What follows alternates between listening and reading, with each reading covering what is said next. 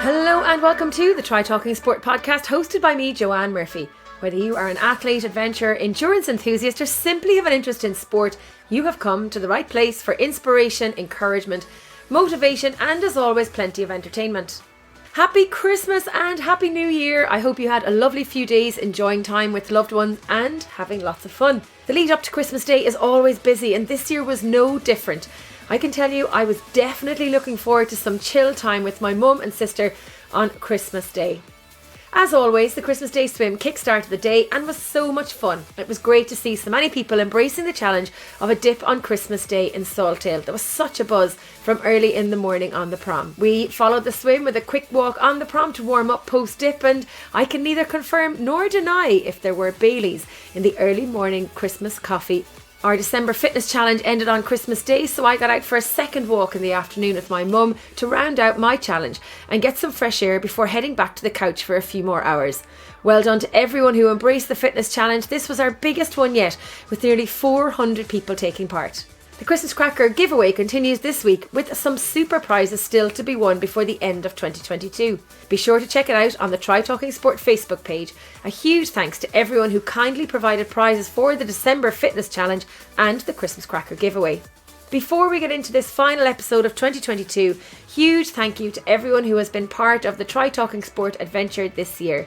2022 was definitely one of the busiest and best years for me, and I'm truly grateful to everyone who has supported the journey and the adventure so far. There are so many highlights across the year, from the people I've met, the friendships formed, to the places I've been lucky enough to travel to the races, events and companies I've had the privilege of working with and being part of. It truly is very humbling when I look back at the past 12 months and see all that has been achieved. Thank you to everyone who has been part of this fantastic year. To our podcast guests, listeners and supporters, thank you for being part of this project. I can't believe we're almost at episode 100, and I can't wait to see where the next year of episodes will take us. Huge thanks to our podcast producer Alan Swan, who has been keeping the show on the road since the very start. And finally, a special shout out to Emma Porter, who has been working away in the background on the website, keeping it up to date and keeping me on my toes when I've been off gallivanting. Finally, a shout out to our partners Nuasan, who have been a big support throughout the year. Be sure to check out their products on nuasan.com and use the code TTS15 to get 15% off a range of their products online. Now time to introduce our final guest of the year, Shauna Doellken O'Shea from West Cork.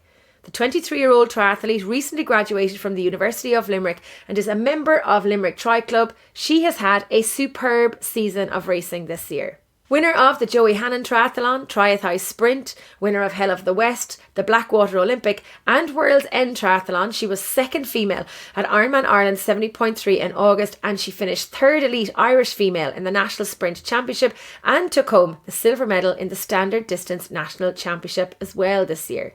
With a background in football, she took up running in her teens, excelling in cross-country and track running. However, it was an injury to her foot that sidelined her running and saw her take up swimming whilst recovering from this injury. Dedicated to getting stronger and faster in the water with an unorthodox makeshift swimming pool at home during the pandemic, when the pools reopened and life started to get back to normal, she got picked up by the Triathlon Ireland Talent ID programme, and her sporting success continued to flourish. An all-round high achiever across her studies and sport, it really is no surprise that Shauna has excelled in triathlon, her success coming on the back of consistent commitment, dedication, drive and discipline in her quest to achieve her goals, whether academic or in sport. It hasn't been an easy road for the young athlete who has her sights set on achieving significant success in sport in the coming years. In this episode, Shauna shares some insight into her life, from the injuries and health battles she has faced and overcome to become the athlete she is today, to the sheer elation of crossing the finish line of a race and everything in between. This is a super episode. Now go grab a cuppa and enjoy the show. Shauna, welcome to the Try Talking Sport podcast and happy Christmas. Thank you. Thanks for having me, and you too. You have had an incredible season this year. Tell me about some of the highlights of the year so far for you. Yeah, absolutely. I think it was probably the first big season back after the pandemic, so it was an exciting one, and it was nice to have racing without any kind of interruptions. The year went really well for me. I kind of achieved all the goals I had set. Some highlights were definitely Hell of the West was a great race. That's actually by my club, Limerick Triathlon Club. So it was a really good race, and I ended up winning, so I was delighted with that. And then kind of the main focus for the whole year was I was taking a bit of a risk and I was going to go up distance to the half Ironman, which was obviously in Youghal in August. So my whole year was kind of based around that, and I was training the whole year kind of aiming towards that as one of my main priorities because I wanted to qualify for the World Championships. And then, the day just worked out well. Everything went to plan. Had a few mechanicals on the bike, but thankfully I was just kind of kept my head down and I achieved my goals. And then I actually ended up coming second over the line out of all the females, which was a bit of a shock, but it was an unbelievable feeling. After that, I kind of had no real set plan in place. We were kind of like, see how the body is after. Obviously a half Ironman is like a different level of pushing, and I ended up getting 2 national medals and getting on 2 national podiums after that race. So it was a very good season. Let's take it right back to where this love of sport came from. I know it was athletics before triathlon, and I believe it was football before it was athletics. Yeah, so I'm from West Cork and football is kind of the main game down there. So growing up, I always was playing football and I absolutely loved it. I had 2 brothers, so I was very tough on the field and stuff. I just grew up playing soccer and football with them. So I was playing up until minor age. I was on the Cork under 16. So from a very young age, I kind of wanted to achieve like high levels in sport. I wanted to be on like the best teams and I wanted to kind of be the best athlete I could be. And I just loved the feeling of winning and just kind of pushing myself and setting new limits. So I played up until about minor, I played football. And it was around when I was 17, I kind of wanted to increase my fitness for football at the start was the intention. So I decided in the winter to join an athletics club. The closest club to me at the time was Kenmare Athletics, which is about a 45-minute drive from my house. But my dad was kind of keen enough to be like, we'll make it happen. We'll drop you over and stuff. So I was going over there 3 times a week. And that was during the winter, and kind of quick enough on, I was training in a group of girls who had been training athletics since they were, maybe 7 or 8. And I was kind of excelling, and I could see that I had like a natural ability for the endurance side of things. So I started to compete in cross country because the trainers were kind of keen on getting me into the sport. So I was doing athletics and football for that first year. I was on the Cork panel, and I was also kind of competing at like national level cross country races. And then it kind of got to a stage where I had to pick one route because I just couldn't keep the 2 of them up, and I was going into leaving cert as well. So I decided I feel like I had more of a talent in the actual running aspect. As in football, I was always like the midfielder who was just running up and down the field with the ball. I'd pass off the ball to the forward and they'd score. I was never really one to like take on the actual scoring or anything. I was just the carrier. So I decided to just give athletics a go and go all in. And I loved it. I think it was about maybe 2 or 3 years I was just focusing on running. Obviously, I did my leaving cert. I got onto a national cross-country team for Ireland, so that was a big highlight. And then I came to UL and started in college. And I started in physiotherapy, which was obviously, I had like huge interest in sports, so I thought that this course would be very suited to me. But after a few weeks, I kind of just realised that I didn't really love the course and the stuff we were doing. And I had engineering down second.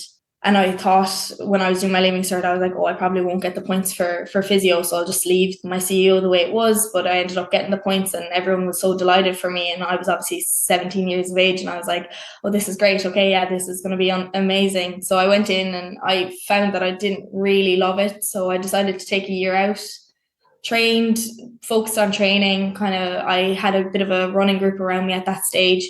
Went on a big training camp and got extremely fit. I think we were in Portugal for about 6 weeks, and I came home and I'd say I was the fittest I'd ever been. And that's when I got an extremely bad injury and I was out for 18 months. So all the fitness I'd built, like it was just before the summer as well. And I was just ready to have like probably the best season of my life. And it just got all taken away from me because my foot got so badly mangled and I was in a boot. And it was that whole injury was like the making of me as an athlete, I feel, because it was extremely challenging mentally, physically, everything. I couldn't really walk. I knew I had so much fitness built up and that I was going to have such a good season. And then it just all kind of came crashing down. But I was obviously on a year off of college as well. So I felt like I didn't have sport. I didn't have college. I was a bit lost and I was a bit like, what am I going to do? And I was just going on the bike in the gym, just trying to keep some sort of fitness and doing the bits that I could do in the gym, like upper body. And I saw the triathletes training around me in UL. There's like so many different sports. Like I'd come from West Cork where there was football or nothing. Like that's all you're playing. And then I saw all these different sports and I saw the triathletes in the pool in the morning and then doing their break sessions. And I was like, I just knew, I was like, I could be such a good triathlete if I knew how to swim. And I always had that limiting belief of, yeah, but I don't know how to swim. So that's that, like, and I just was like, oh, I just know that I could be so good at that sport because I run better on tired legs. Like the more tired I get, like the better I am because I can kind of hold in. And then, yeah, I realized that I was going to be injured for a long time and I wasn't going to be running. So at the time I was actually with a high performance swimmer. And he was kind of like, do you know what? Like, if you want to learn to swim, I'll teach you, and we'll get you somewhat swimming. And yeah, it was a bit straight on a relationship because there was times where I was like crying in the pool, being like, I can't do this, and he was like, you can, come on, just focus on technique. And yeah, I put my head down for about, I would say, a year of just basically being in the pool, being lapped by everyone and anyone. And it was a very humbling experience at the age of 19, 20. But I was like, if I can get this is going to be a good like place for me. I feel like I belong in this sport.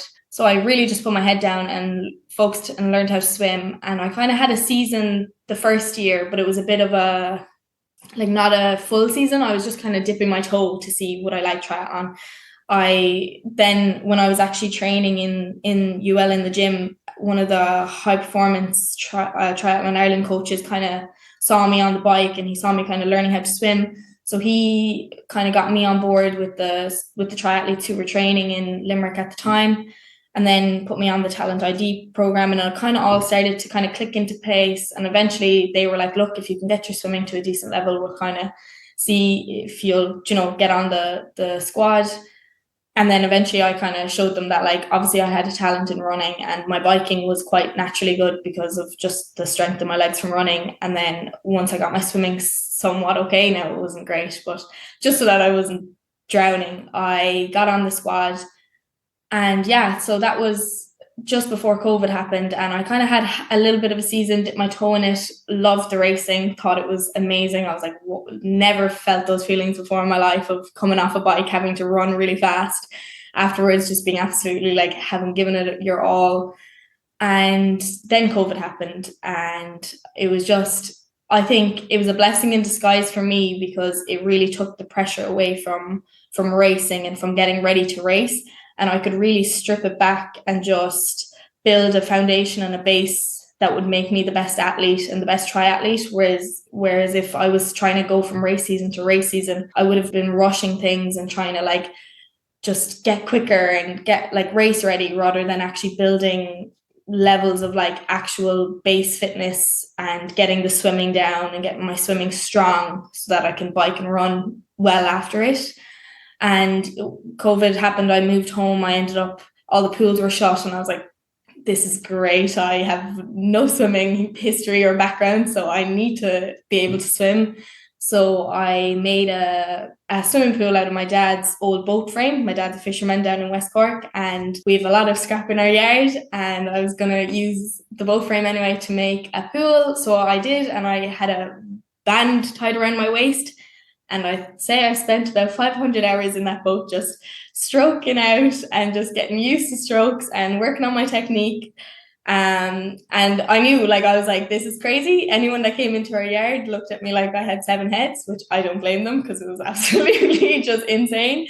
But the water was just too cold at the time to be going open water swimming. And that really, like, I got a really good feel of the water through that training because I just really focused on my actual technique and the parts of the stroke, and I wasn't like panicking or like trying to go really fast, like, because I had no concept of time when I was in that a pool of water in a boat frame. Like you just have no idea of how fast you're swimming. You can just really work on the stroke. And then we were lucky enough that when the restrictions eased, I was on scholarship with UL at the time, and we were gained pool and gym access. So then eventually I could get back into the pool, and I saw like huge increases in like my fitness and my strength in the pool, and like my times were just so much better. And I was like, okay, this isn't so bad. It was about a year and a half in, and I had finally gotten to a point where I was like, okay, my swimming can actually be decent. And then trained all through COVID, and I guess I'd made all the mistakes like as a runner in sport. Like I wasn't fueling right, I was overtraining, I wasn't listening to my coaches, I was doing that extra session and I was just not listening to my body. And I guess when I started as a triathlete, I was like, this is a clean slate, you're going to do everything right, you're going to listen to your coach, you're going to fuel your body, you're going to recover, you're going to get your sleep, you're going to become the athlete that is the best version and the strongest version of yourself. Because I knew I was taking shortcuts as a runner. I was under eating and I was trying to get leaner to get faster, but that's only a short-term like benefit you'd get from that. And you will get faster, but it'll come crashing down because you'll get an injury. And I guess as a triathlete, I just wanted to be a whole rounded athlete, and I wanted to be strong again. Whereas when I came from running into athletics, I went from being this really strong, tough girl to trying to lean down, and I just got so weak I couldn't even hold a 5 kg above my head because I was just so focused on getting leaner and getting skinnier and getting faster. Whereas when I started as a triathlete, I was like, I'll need the strength. I need to have my natural kind of endurance, but also the power behind it. So I had all of COVID to just focus on training, which was about 2.5 years. And then this season was my first proper season as a triathlete, and it was amazing. Everything just was clicking into place, and I started to feel like I had like found my space. Well, that was a fantastic insight into your career. I have so many questions I want to ask you. So first of all, what happened to your foot? So basically I had torn a tendon off of the bone from kind of just in the arch of your foot. So I actually, when I was a runner, I did cross country, but then in track season, I did steeplechase. So there was a lot of hurdling, and it was like the last day of the camp, I remember the feeling, like me and the girl that I was training with, we were incredibly fit. Like we were going for long runs and we were going like at paces that were crazy, and it was like we were walking, or like we were talking, our heart rates were so low, like we felt like we were on like this cloud. And then the very last day I had a track session and I came down off of a hurdle really funny on my foot, and I was kind of like, oh, that didn't feel great. But I kind of was like, it's the last day of the camp, we've been here for like nearly 6 weeks, like this isn't going to end. Like I was just kind of like, no, just like, walk it off. And I kind of ended the session and I was like, oh, that didn't feel great. But I was obviously on such a high and I was so excited for the season, I kind of ignored it. And then when I came home, I did a long run, and like that was 11 miles, and I just ran on it, and it was so sore, and I just kept like, I just was so ignorant to the fact that I had an injury, and I was like, this isn't happening. And I was a bit like trying to just avoid it and pretend that it wasn't happening so that it would go away. And I just ended up doing so much damage to my foot by doing that. And I just ended up being out of the sport for a long time. And every time I tried to go back, I just kept getting reoccurring injuries in my ankles, especially in the muscles or like the ligaments around it, because they were obviously under so much pressure. And I wasn't recovering or fueling right for maybe 2 years before that. So I was obviously, my body was just kind of working off of nothing, and it wasn't able to repair itself properly. And I was just really not helping myself. And how is it now? Is it much better? Yeah, absolutely. It's like, I wouldn't even think about it on a day basis ever. Like whereas there was times for maybe 2-3 years where I wouldn't go a day without thinking about it. It's gotten to the stage now where this year I've actually finally kind of started to trust in that I can load the running up again. Whereas the last 3 years when I started in triathlon, the main focus was the bike and the swim, because I'd come from a running background, first of all, but second of all, I didn't have the strength in my legs to trust that I could build running up without getting an injury. Whereas this year now I finally feel like I've really built up all the muscles around my leg. I've fueled up right. I have the strength and the conditioning done for it. And then in terms of your swimming, how much of an improvement did you make? Like, are you competitive now out of the water? You know, when you're in the water in a race, are you coming out in the top 5, 10? Are you well up there within a race? Yeah, so at my first season when I dipped my toe in triathlon and I did maybe three races, I was coming out of the water, I'd say, well in the back. And my bike was okay, but then my run would really bring me up a good bit. And this season now, I actually have I came out the water in most of the races up the top of the female field. I'd be in like Hell of the West. I was first out of the water as a female.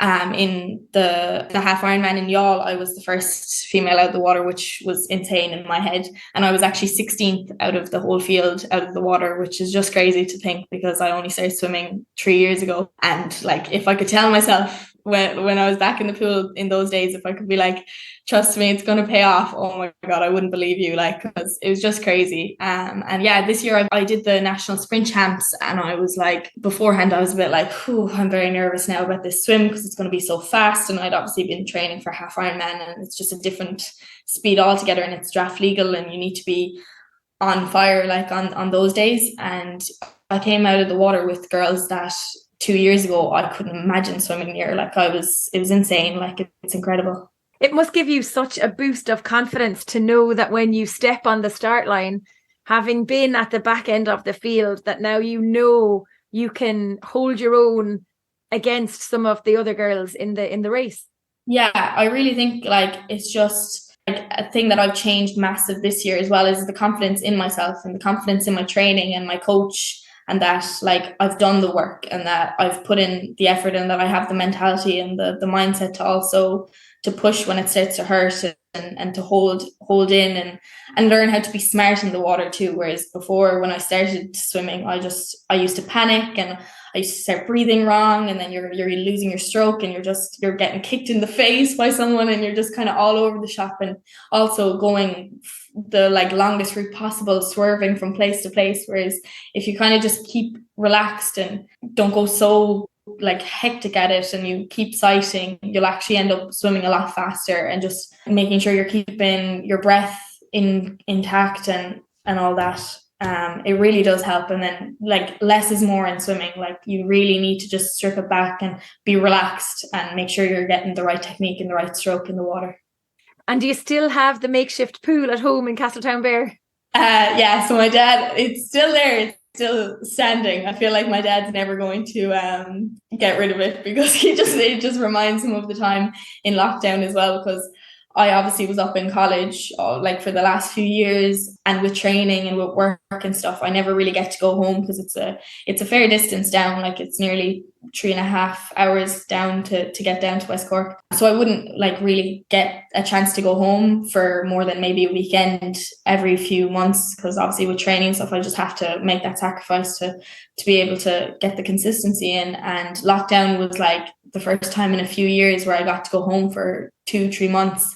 So my dad like saviors that time and he just remembers having me back home. So I feel like the pool for him is like a memory of that. So I feel like he's just never gonna get rid of it.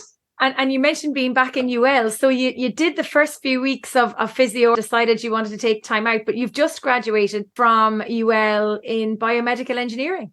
Yeah. So I graduated in August and yeah, delighted to be done. It's kind of surreal. I kind of forget that I'm not a student anymore and that I have to go working soon in the real world. But it took the year out and I just put down engineering as my first option because I kind of knew that was the one for me, and went in and I absolutely loved it from the start. I loved maths when I was in secondary school, and I just loved like technology and stuff I was very good at when I was in secondary school. So it kind of combined all of those together, and obviously it was a very challenging course. Engineering is, like, it's just known to be, but I love a challenge, so I mean I excelled at it. And how did you balance your studying and your training and your social life? Because you've got to have a bit of a social life when you're a student. So absolutely, you have to sacrifice some of that as well, or were you able to balance it all? So yeah, I'm definitely had a different college experience to a normal college student. Like, for example, I was cycling to the pool in the mornings at 5:30, and people were walking home from a night out, and it was just two different worlds.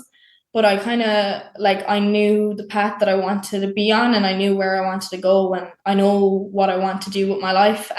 So I kind of knew at the time, even at 18, 19, that this was the path I was supposed to be on, and that like this is what I want to do in my life. So I just knew I had to make those sacrifices. And I also would get like I get more of a thrill off of training and doing the sessions than I would out of any night out, like or like even racing and stuff. Like after a race, the feeling is just indescribable. Whereas if you go out for a night out with your friends, yeah, it's fun, but the day after you're wrecked and you're just kind of like, yeah, it was nice, but like you don't get the same buzz off it. Now, I do love going out with my friends and having a good time like everyone does, but I am actually a pioneer, so I've never actually had any alcohol ever in my life.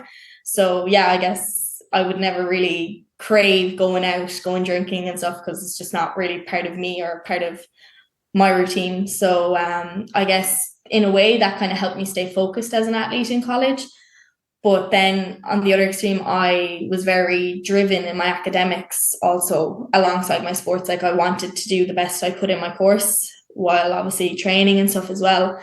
I think I'm that kind of person. When I do something, I do it 100%. If like otherwise I'm not going to do it, I just don't see the point. So when I started in college, I just knew I wanted the first class honours, and anything less I would have been really disappointed in myself, because I just knew I was capable of it. I think my older brother was definitely an inspiration for me in this. Like when we were growing up and stuff, he was always really like academically focused and achieved really well in his leaving cert. And he kind of set the standard for me and my younger brother. And also I'm definitely the most competitive out of the three of us. So I was like, there's no way in hell I'm letting anyone beat me here in, in the leaving cert. And then obviously he did so well in college and he's gone on to do a PhD. So he always kind of had the right mentality with academics. And I guess I just, as his younger sister, always looked up to him. And I just want to make him proud as well. And yeah, so I was always very focused with college, and I knew that, okay, I can't afford to do like a week of all-nighters the week before exams, because I won't train. If I have to stay up all night the next day, I won't be able to train. Or, well, if I do train, I'm not going to be recovering right if I have to do an all-nighter. So I always had to be maybe 2-3 weeks ahead of the people in my class, because I knew that I had to have the work done before it needed to be submitted, because I couldn't afford to just put everything else on hold in my life and just focus on getting the assignment done the night before. I had to kind of be a bit more organized, which I think I'm naturally anyway. So that worked well for me. Now it was tough. There was times where you definitely were tired with training, and there was a lot going on in exams, especially in final year with your final year project and stuff. But I mean, I just knew the end result, what I wanted. I knew the degree that I wanted to get out of it. So I guess that kind of kept me motivated, and thankfully it all worked out well, and I got my first class honours, and I was absolutely buzzing the day I found out, and it all paid off. And now I can look back on the 4 years and be like, it was worth it. Like when you get to the result and you get what you want, you really can look back and be like, that was all so worth it. Like all those like tired, like early mornings, late nights, like it did make it worth it then in the end. And where does this drive for success come from? We could all use a little hub off Shauna to get some of that drive and that passion for sport. Yeah, I guess I think from a very young age, I've always been very driven. It's kind of naturally been in me. Like I guess I've seen my dad, like growing up, he was always such a hard worker, and I just knew that like the way to do something is you work hard at it. Like nothing gets handed. Like even through my life, like nothing really was handed to me easily. Like when I was going to football training, my parents might have been working. So if you want to go, you cycle there. So you'd cycle for an hour, then you'd do the training, and then you'd cycle home for an hour.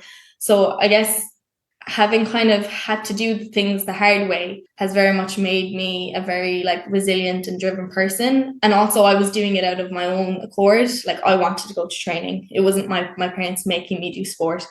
like they were happy enough to let me do what I wanted, but they weren't those kind of parents that were like, oh no, you're doing sport, or like you're going to training, or like they weren't signing me up for anything. Like I decided in fifth and sixth year that I wanted to start running, and then my dad was like, okay, look, I can see that you're very like driven in sport and stuff, so we'll make it happen. But I also would sign out of school early to go training 3 times a week while in my leaving cert, which teachers were like, you're crazy, like you should be doing less sport.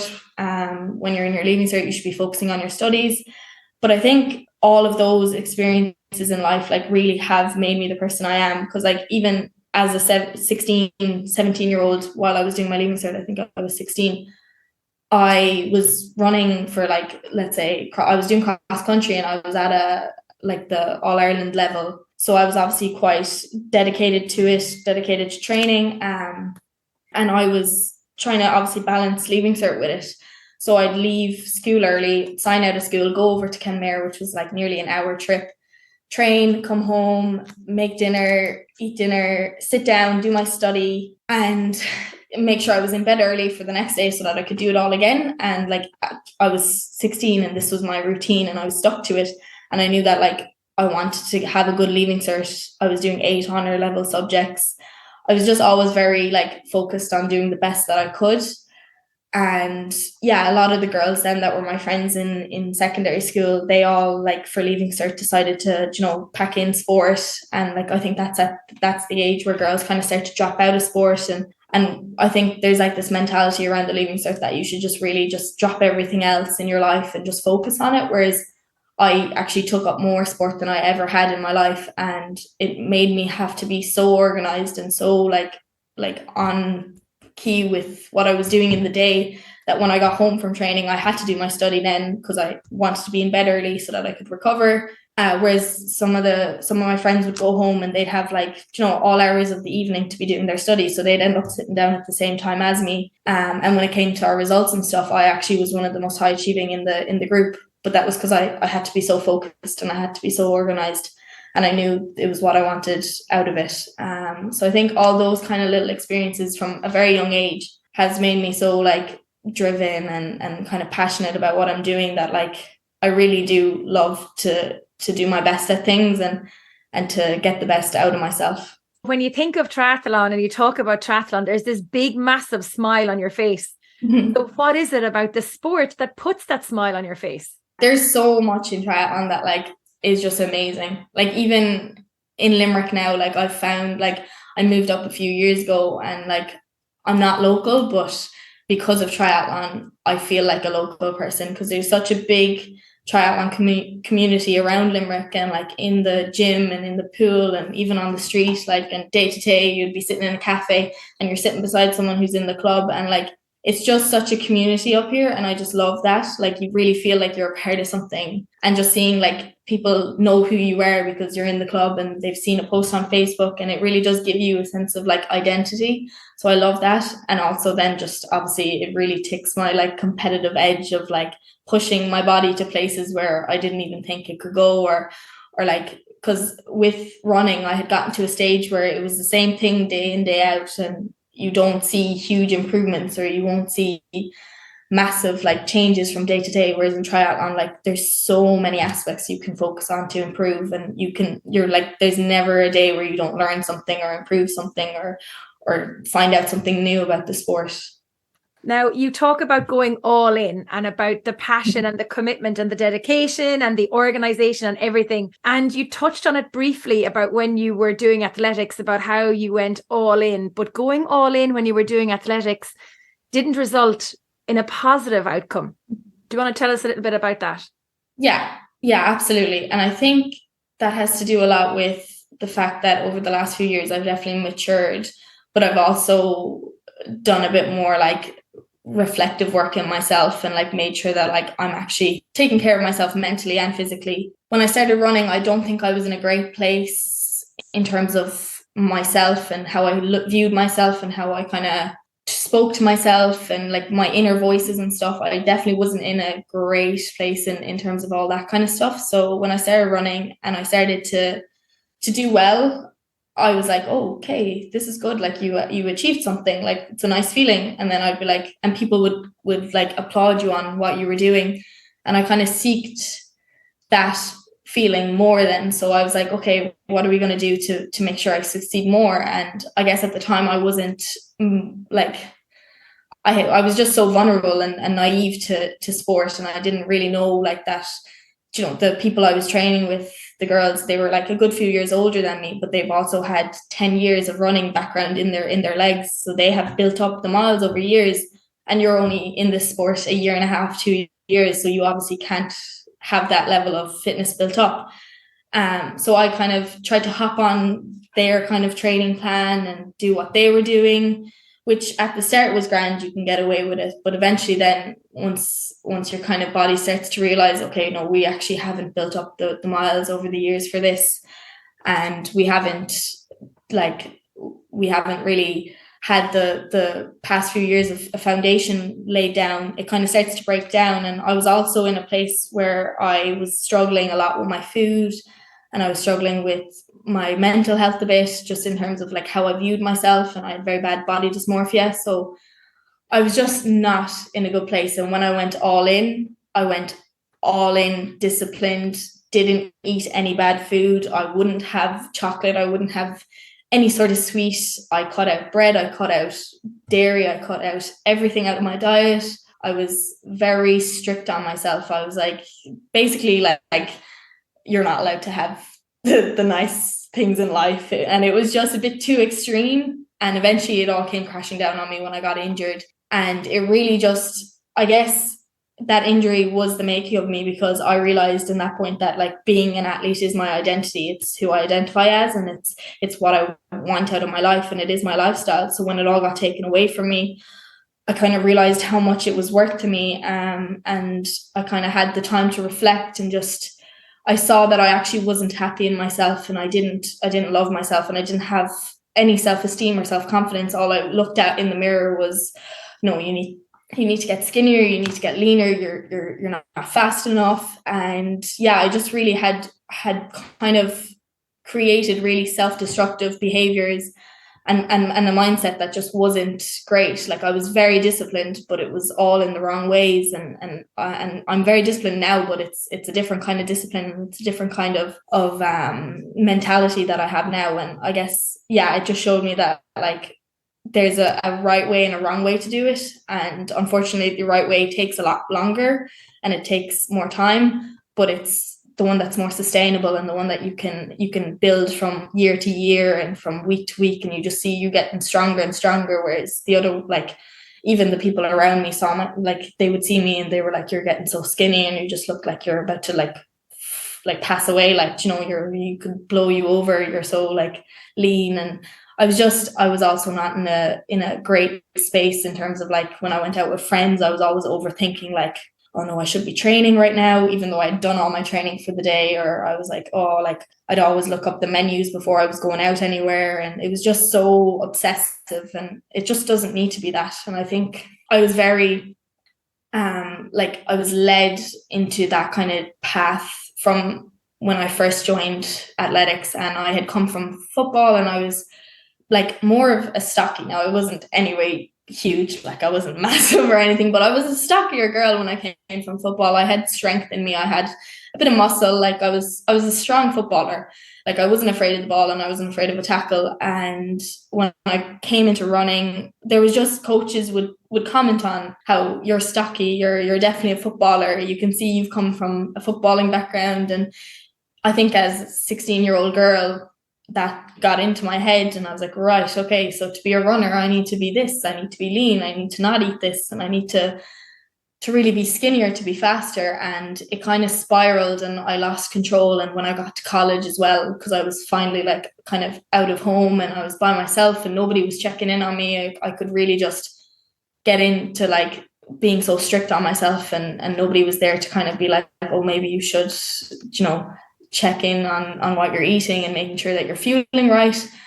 And I kind of after the injury and stuff, I had enough time to reflect on all of that. And I was like, okay, no, I got into triathlon, and like at first I was still very reluctant to kind of break my old habits. And I was more aware of it in my own head. I knew that what I was doing wasn't right. Like at that point, I remember one day it all kind of flicked, and I looked in the mirror and I saw myself, and I was like I looked at myself and I was like talking to myself, and I was like, you're literally surviving through this life. Like you can either survive or you can thrive. Like there's two ways you can go in life.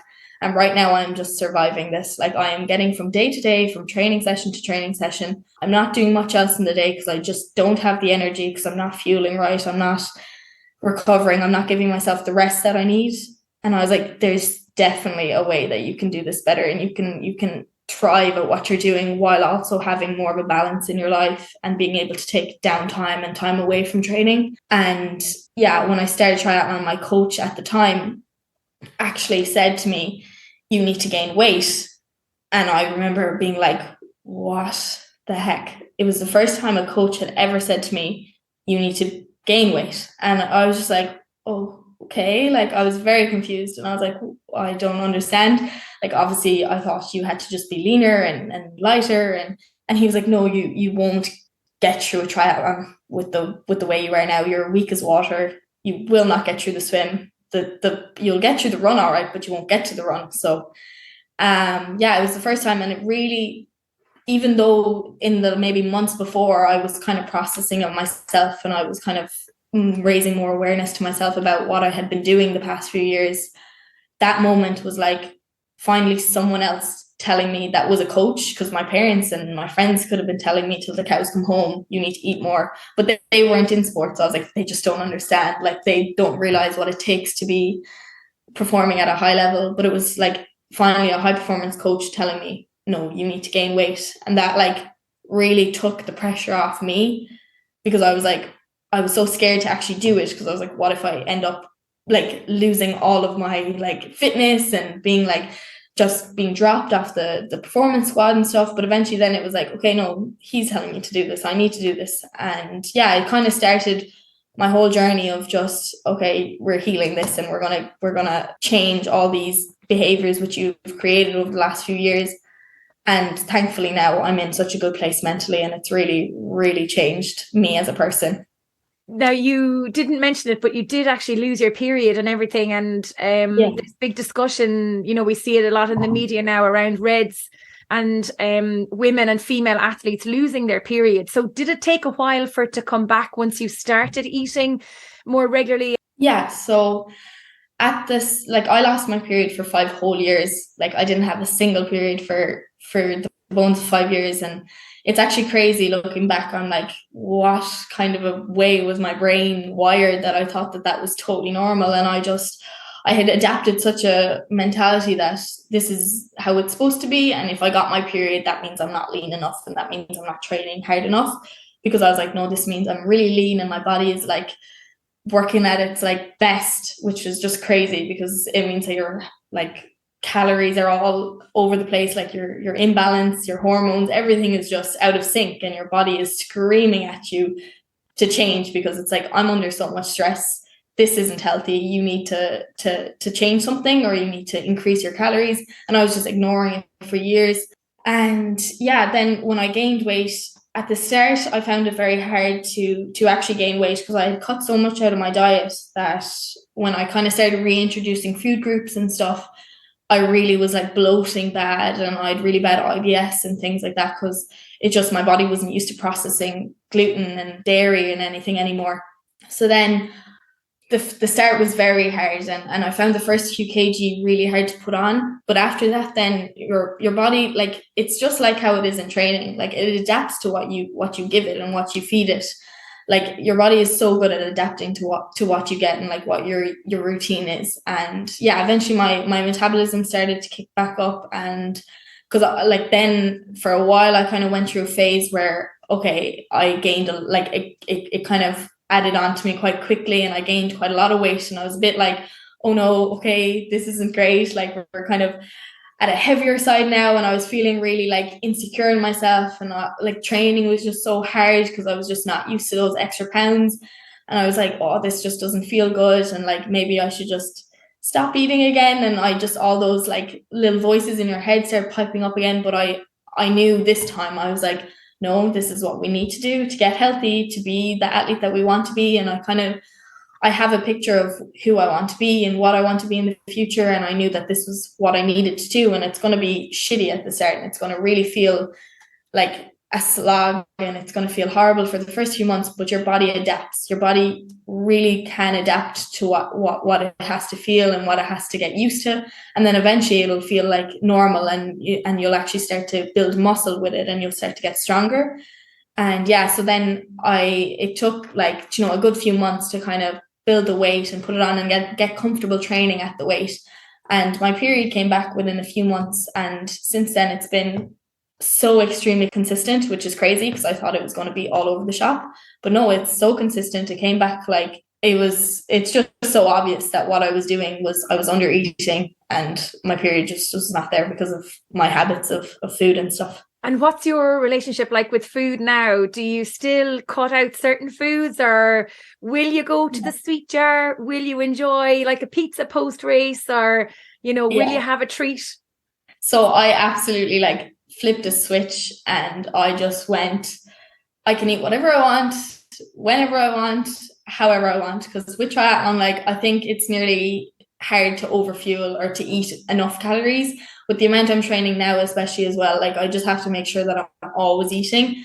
And like sometimes to get the calories in, it's going to be the stuff that's high calorific kind of foods, which are necessarily the healthiest options. But I mean, it's what you have to do to hit your goal and stuff. And I let myself eat whatever I want. And I find myself, I don't binge anymore. I don't crave sweet food anymore because I let myself eat what I want.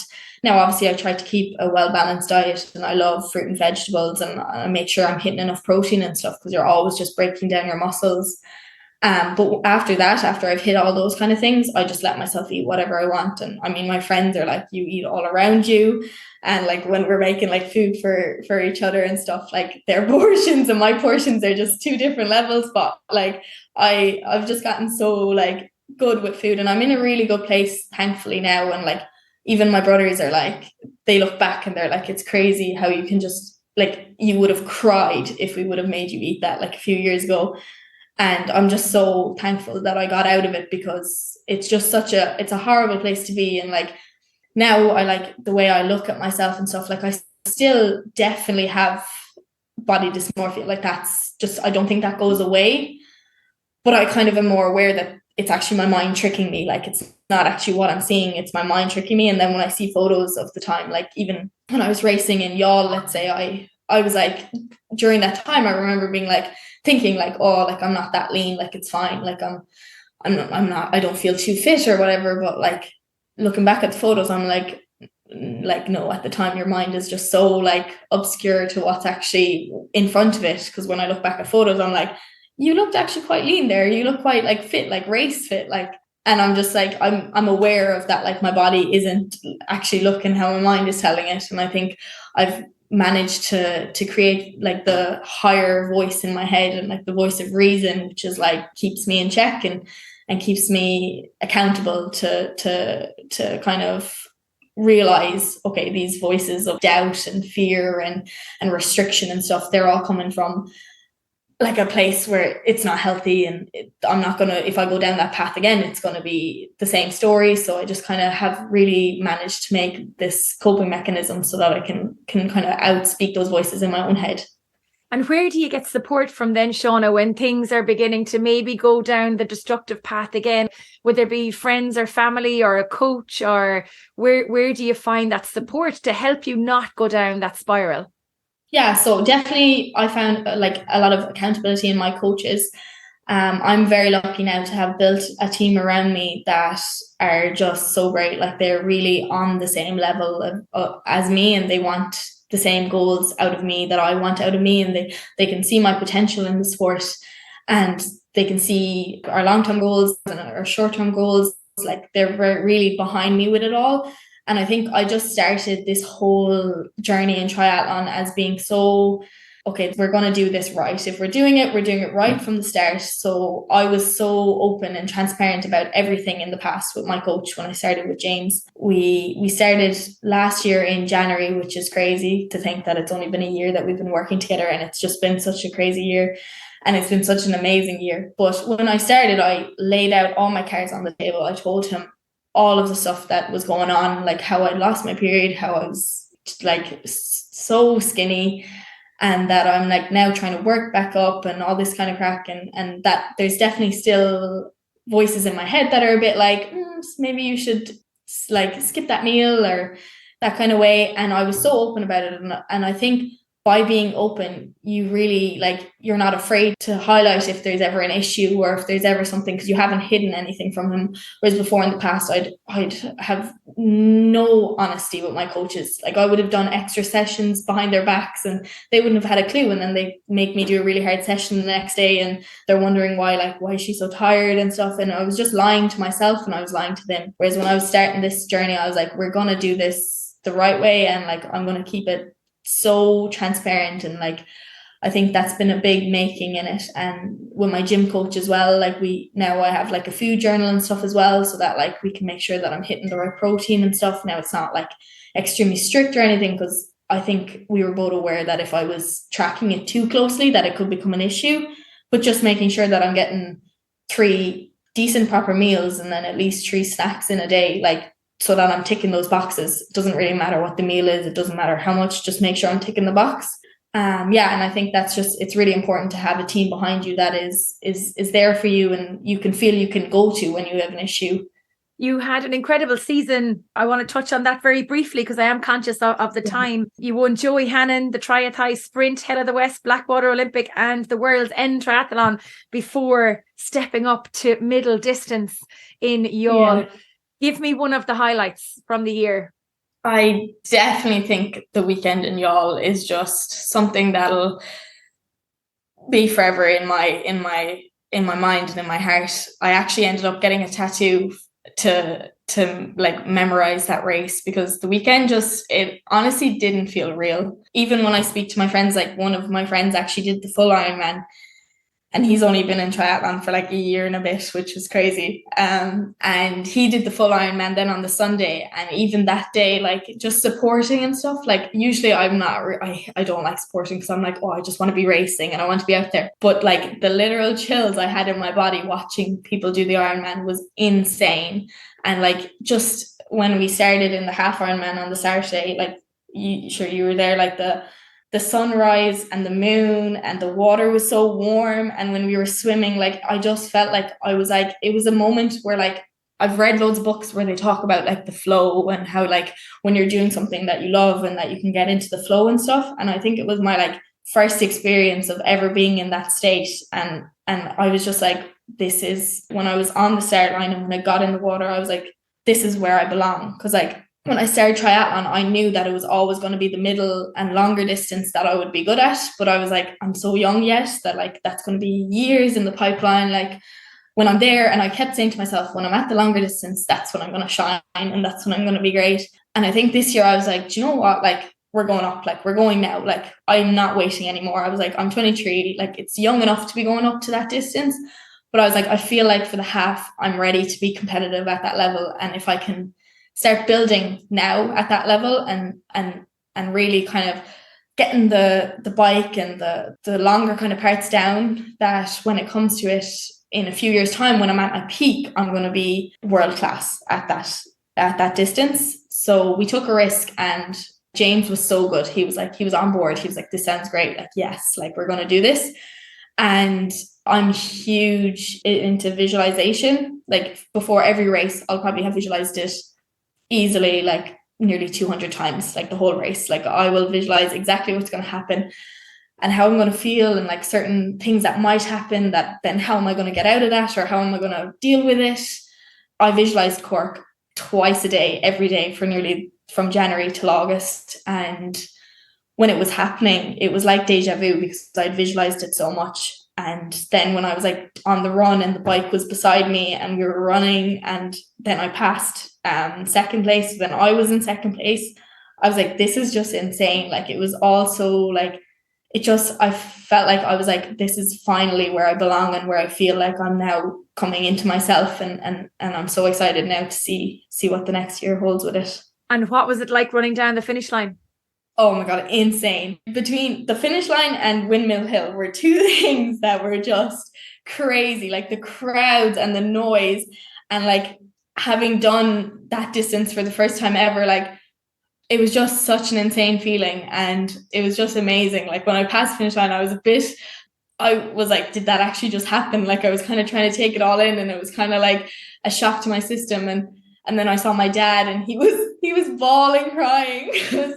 He was like, when I got injured that time in running and stuff, like he was there, you know, through it all. And like every day I'd ring him and I'd be telling him like my foot's gone again, or like I'd be training for a few weeks and then I'd get injured again, and I'd ring him and I'd be like, it's gone again. And like he was with me through all that whole injury, and he kind of, when he saw me going to triathlon and stuff, like obviously I wasn't at the front at the start or anything, and he was like, oh, it's going to be hard now to get back to like a competitive level. And when he saw me cross the finish line and qualify for the World Championships, he was bawling and crying, because he was like, you're back up again, like you're where you were and you're where you belong. And he was just so happy to see me performing at the level that I can be after a few years of like hard kind of luck and having to be really resilient and perseverant. So Finland in August of 2023 on the cards. Yeah. What else is on the cards for next year? So I definitely am going to do the National Olympic Championships and the Middle Distance National Championships as well. Those are two key races that I'm kind of aiming to perform well at. The National Olympic Championships is in Kilkee in Hell of the West this year. So that's going to be really exciting, because that's such a great race. And it's the club race as well. So I think that's one that I really want to focus on. And then everything else will kind of be built around having the best performance in Finland. And then for the future, Shauna, 23 years of age, is there a future professional license in your career or a future professional career ahead?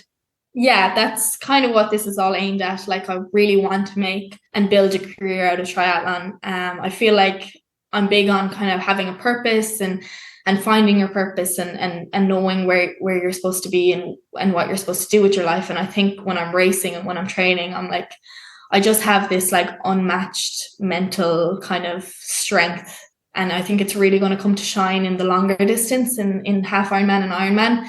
And I think I'm en route to building a career out of the long distance triathlon. That's very exciting. Yeah, extremely. When you look back at your career in sport, even from your early days as a footballer, what's the biggest lesson you've learned? I think it's definitely when I was younger as well, like I was never the most talented. Like I never was like, you know, gifted at anything, or like when I started something, like I had to put the work in from the start.